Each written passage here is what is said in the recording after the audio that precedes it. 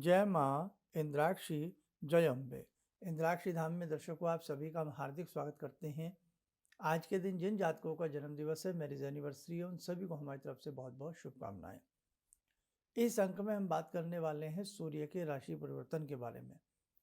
15 दिसंबर को सूर्य वृश्चिक राशि से निकल करके धनु राशि में प्रवेश करेंगे।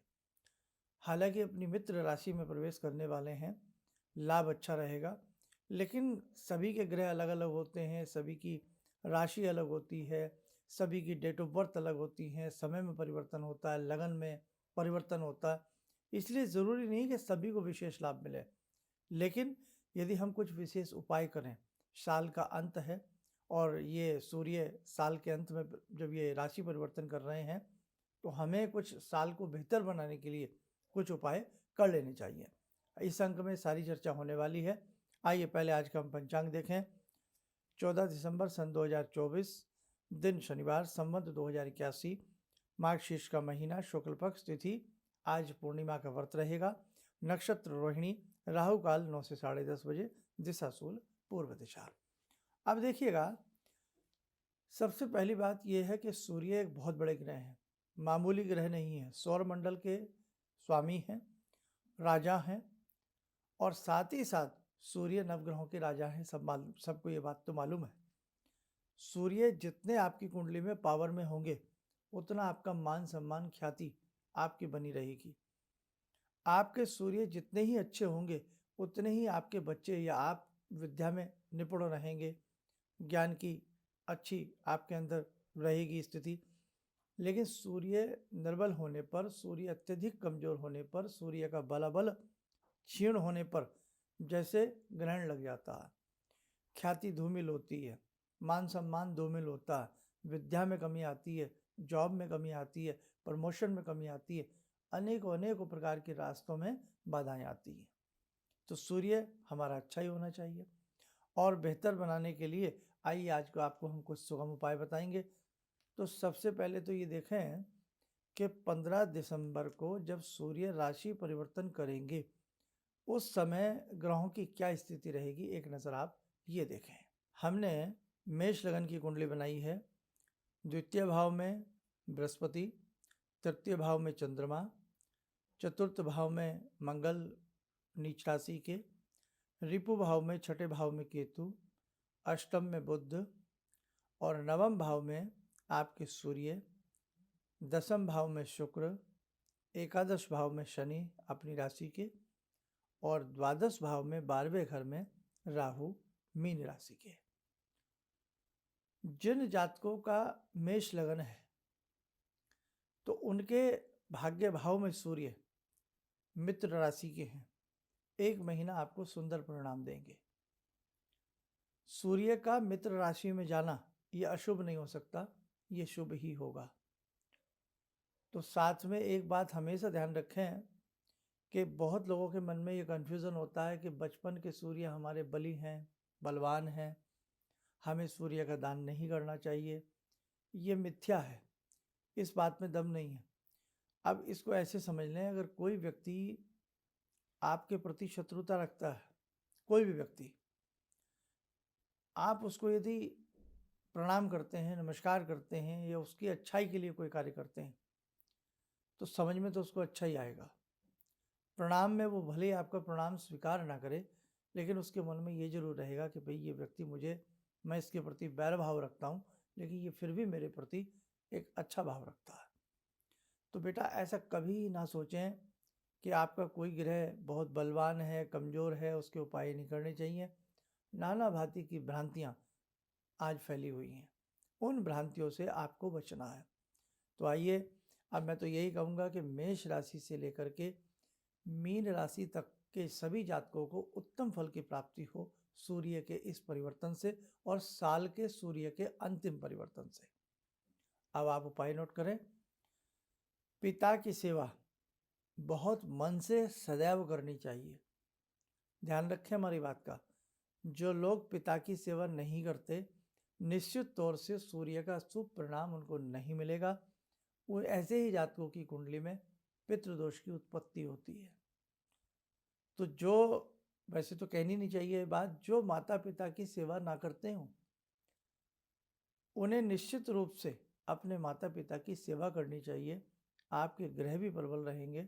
और बेटा, जिस जननी ने हमें जन्म दिया है, जिस पिता के वंश में हम शामिल हुए हैं, उनका आदर करना, उनकी रेस्पेक्ट करना हमारा कर्तव्य बनता है। माँ की जी तोड़ सेवा जो साधक करेगा उसके चंद्र अच्छे रहेंगे, और पिता की जो सेवा करेगा उसके सूर्य अच्छे रहेंगे। आपकी जब कुंडली हम लोग देखते हैं तो उसमें हम देखते हैं अगर आपके चंद्र पीड़ित हैं, निश्चित रूप से पूर्व जन्म में आपने माँ की सेवा नहीं की। आपके सूर्य पीड़ित हैं, आपने पिता की सेवा नहीं की। और सूर्य और चंद्र नेत्रों के भी शुद्धोतक हैं, प्रकाश के स्वामी हैं। जिसके नेत्रों में विकार घड़ी घड़ी उत्पन्न होते हों, आंखें खराब रहती हों, कई बार ऑपरेशन की नौबत आ जाती हो, रेटिना में प्रॉब्लम आती हो, चश्मे का नंबर बढ़ता जा रहा हो एक्सिस, उस स्थिति में आपको शीघ्र सूर्य चंद्रमा के उपाय करने चाहिए। बहुत बड़ा ग्रह है सूर्य, मामूली ग्रह नहीं है, ये तो आप जानते ही हैं। अब एक तो माता पिता की सेवा से बिल्कुल जी मत चुराना। दूसरी बात, आपके कहीं भी आसपास अनाथ आश्रम हो या आसपास जो होता है ना ब्लाइंड लोगों के लिए बने होते हैं शेल्टर या उनके आश्रम बने होते हैं, तो ऐसी जगह जाकर के उन व्यक्तियों की सेवा करना जब आपका मन करे। लेकिन उपाय के तौर पर रविवार के दिन, संडे के दिन, सूर्य रविवार का है ना, इसलिए रविवार के दिन उनके खाने पीने की वस्तुएं, जो भी उनके दैनिक काम कर सकते हैं, आप उनकी सेवा कर सकते हैं, उनके लिए कुछ ले जा सकते हैं, आप जरूर ले जाएं। सूर्य प्रबल होंगे, आपकी कोई भी राशि हो, उत्तम फल की प्राप्ति आपको होगी ही होगी। समझ में आ गया? एक उपाय और नोट करें, रोज ना सही लेकिन संडे के दिन जब सूर्य उदय होते हैं तो उदय होते ही सूर्य को आप जल दें। जल में थोड़ा मिष्ठान मिला लें, थोड़ा लाल सिंदूर हो या चंदन हो घिसने वाला, वो मिला लें, और ओम ह्रीम ह्रीम सूर्याय नमः या ओम ह्रीम सूर्यदेव से इतना बोल दें, ओम ह्रीम आदित्याय नमः, ओम ह्रीम सूर्याय नमः बोल करके सूर्य भगवान को जल दें। नहीं तो सूर्य को अर्घ्य देने का जो मंत्र होता है, ओम तिग्म रश्मय से भी दे सकते हैं, शेष रासो तेजो रासो से भी दे सकते हैं, नहीं तो आप सिंपल ओम सूर्याय नमः बोल करके जल दे दें। तो आप सूर्य की होरा में ही सूर्य को जल दें रविवार के दिन, आपको उत्तम परिणाम हासिल होंगे। सूर्य जब भी राशि परिवर्तित करते हैं, सूर्य 1 महीने के लिए एक राशि पर रहते हैं। 12 महीने में, एक वर्ष में सूर्य 12 राशि तय करते हैं, 12 राशियां परिवर्तित करते हैं। इसलिए बेटा, ये साल का अंत में सूर्य का राशि परिवर्तन है, फिर तो जनवरी में होगा जाकर के 15, 16, 14 के आसपास। तो आप ध्यान रखें, जितना आपसे हो सके आप अच्छा उपाय करने का प्रयास करें ताकि आपको शुभ परिणाम अवश्य प्राप्त हो सके। एक उपाय और सुन लें, गेहूं, गुड़ और थोड़ा सा उसमें बाजरा मिला लें।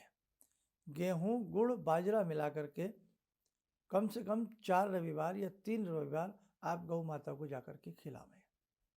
और रविवार के दिन एक बहुप्रचलित मंत्र अक्सर आपको बताते हैं, ओम ह्रीम हंसः या ओम ह्रीम सूर्याय नमः।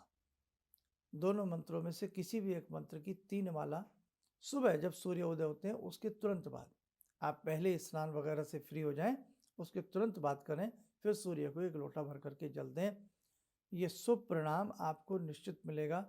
और तांबा धारण करें, यदि तांबे का कड़ा, तांबे की अंगूठी है, रिंग भी है तांबे का, कोई छल्ला भी है, तो रविवार के दिन रिंग फिंगर में तांबे का वो छल्ला पहन करके रखें, छोटी उंगली के बराबर वाली में।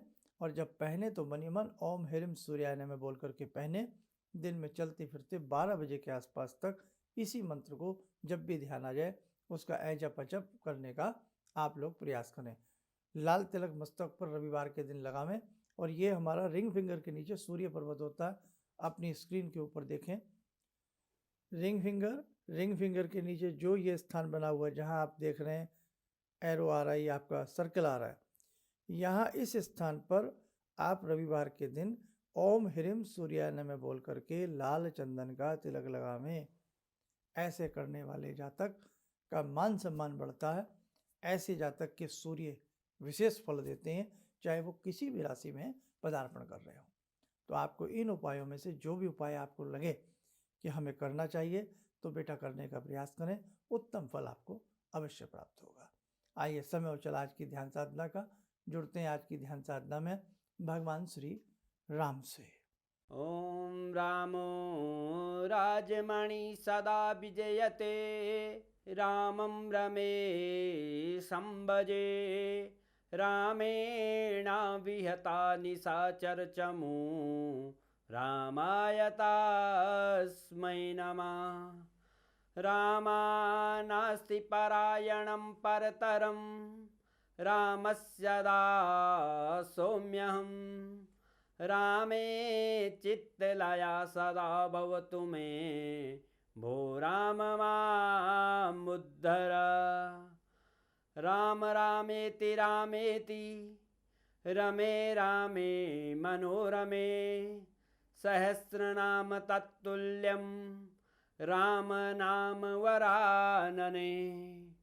आदो राम तपोवनं दिगमनं हत्वा मृगं काञ्चनं वैदेहीहरणं जटायुमरणं सुग्रीवसंभाषणं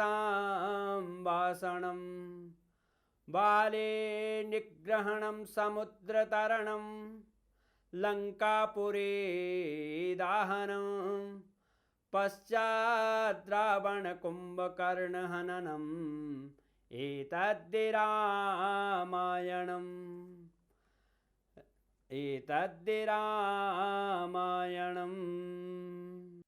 कवच बना लें, ध्यान करें, राम जी का शुभ आशीष हम सबके ऊपर बरस रहा है।